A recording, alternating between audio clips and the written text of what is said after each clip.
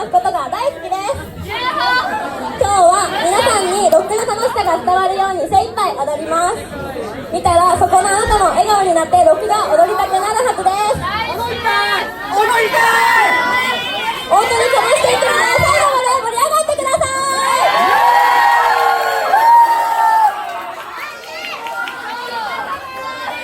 い。じゃあそれでは最後3部5番ロックお願いします。Thank